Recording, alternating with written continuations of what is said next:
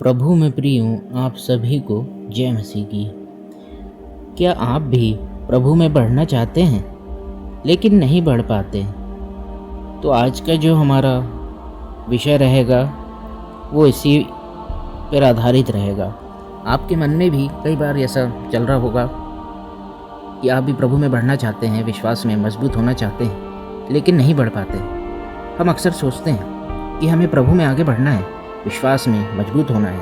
हम ऐसा करते भी हैं, परंतु फिर हम कमज़ोर पड़ जाते हैं और कहीं ना कहीं हमारा विश्वास कमज़ोर पड़ जाता है। तो ये प्रॉब्लम कहाँ से स्टार्ट होती है, आइए हम जानते हैं। भाइयों बहनों, शैतान जानता है कि हम आगे बढ़ना चाहते हैं, अपने पाप बुराइयों से दूर होना चाहते हैं, इसलिए शैतान हमें भटकाता है।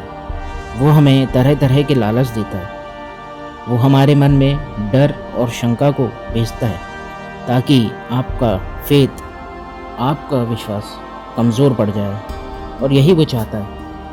तो यहाँ पर वचन हमें कहता है, सचेत हो और जागते रहो, क्योंकि तुम्हारा विरोधी शैतान गरजने वाले सिंह के समान इस खोज में रहता है कि किसको फाड़ खाए। आइए अब हम देखते हैं कि शैतान हमें कैसे रोकता है। आइए जानते हैं।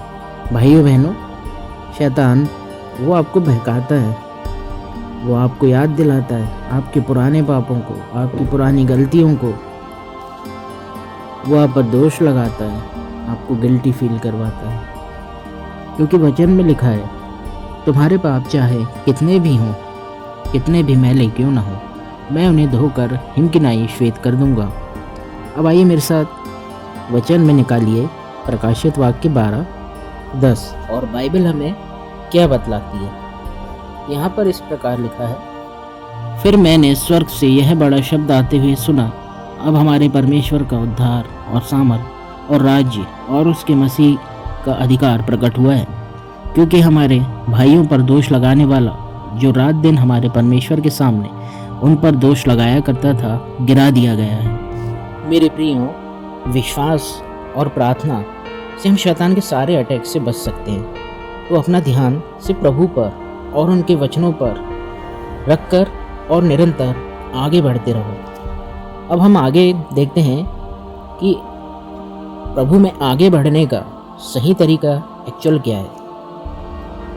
आइए अब मेरे साथ एक वचन और निकालिए, इफिसियों 6:10-18 पद। इसलिए परमेश्वर के सारे हथियार बांध लो कि तुम बुरे दिन में सामना कर सको और सब कुछ पूरा करके स्थिर रह सको। इसलिए सत्य से अपनी कमर कसकर और धार्मिकता की झिलम पहनकर और अपने पाँव में मेल के सुसमाचार की तैयारी के जूते पहनकर और इन सब के साथ विश्वास की ढाल लेकर स्थिर रहो, जिससे तुम उस दुष्ट के सब जलते हुए तीरों को बुझा सकोगे, और उद्धार का टोप और आत्मा की तलवार जो परमेश्वर का वचन है ले लो। हर समय और हर प्रकार से आत्मा में प्रार्थना और विनती करते रहो, और इसीलिए जागते रहो कि सब पवित्र लोगों के लिए लगातार विनती किया करो। तो प्रियो, आपने अभी जाना कि वचन हमसे क्या कहता है। यदि इन वचनों को आप फॉलो करेंगे तो आप देखेंगे, खुद को धीरे धीरे पाएंगे कि आप प्रभु में और विश्वास में आगे बढ़ रहे हैं। विश्वास के द्वारा ही हम इस संसार पर और शैतान पर जय पा सकते हैं। पहला यूहन्ना 5 उसके 5वें पद में बाइबल हमसे ये कहती है, संसार पर जय पाने वाला कौन है? केवल वह जिसका यह विश्वास है कि यीशु परमेश्वर का पुत्र है। तो प्रियो, क्या आप भी विश्वास करते हैं कि यीशु परमेश्वर के पुत्र हैं और वही मुक्तिदाता है? बिल्कुल, ये विश्वास करना ही हमारे लिए बहुत ज़रूरी है, क्योंकि विश्वास के द्वारा ही हम इस संसार पर और शैतान पर और उसके सारी अंधकार की शक्तियों पर जय पा सकते हैं। प्रभु आप सभी को आशीष दे। आमीन।